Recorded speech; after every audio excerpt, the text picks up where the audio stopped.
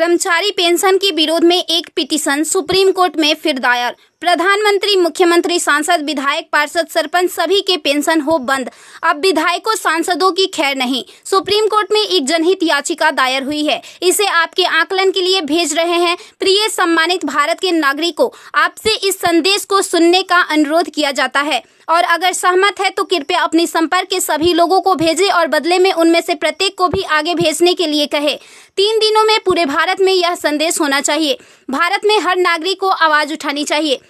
2018 का सुधार अधिनियम। सांसदों को पेंशन नहीं मिलनी चाहिए क्योंकि राजनीति कोई नौकरी या रोजगार नहीं बल्कि एक निःशुल्क सेवा है। राजनीति लोक प्रतिनिधित्व अधिनियम के तहत एक चुनाव है। इसकी पुनर्निर्माण कर कोई सेवानिवृत्ति नहीं है, लेकिन उन्हें फिर से उसी स्थिति में फिर से चुना जा सकता है। वर्तमान में उन्हें पेंशन मिलती है सेवा के 5 साल होने पर। इसमें एक और बड़ी गड़बड़ी यह है कि अगर कोई व्यक्ति पहले पार्षद रहा हो, फिर विधायक बन जाए और फिर सांसद बन जाए तो उसे एक नहीं बल्कि 3-3 पेंशनें मिलती है। यह देश के नागरिकों के साथ बहुत बड़ा विश्वासघात है जो तुरंत बंद होना चाहिए।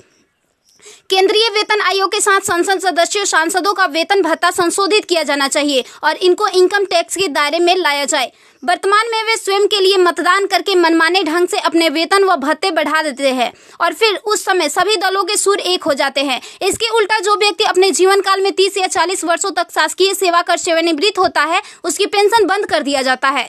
सांसदों को अपनी वर्तमान स्वास्थ्य देखभाल प्रणाली त्यागनी चाहिए और भारतीय जन स्वास्थ्य के समान स्वास्थ्य देखभाल प्रणाली में भाग लेना चाहिए।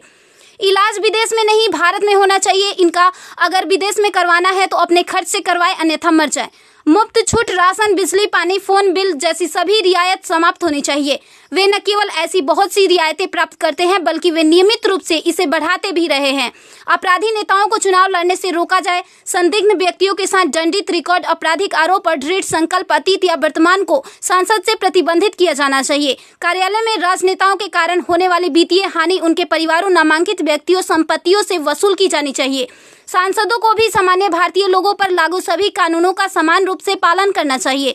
नागरिकों द्वारा एलपीजी गैस सब्सिडी का कोई समर्पण नहीं जब तक सांसदों और विधायकों को उपलब्ध सब्सिडी, संसद कैंटीन में सब्सिडी वाले भोजन सहित अन्य रियायतें वापस नहीं ले ली जाती।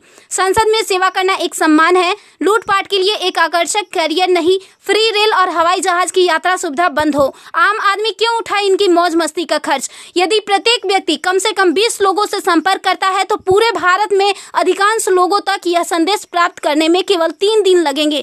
क्या आपको नहीं लगता कि यह मुद्दा उठाने का सही समय है? यदि आप उपयुक्त से सहमत है तो इसे फॉरवर्ड करें, यदि नहीं तो बस हटाएं। आप मेरे 20+ में से एक है। कृपया इसे जारी रखें। धन्यवाद। जय हिंद। वंदे मातरम।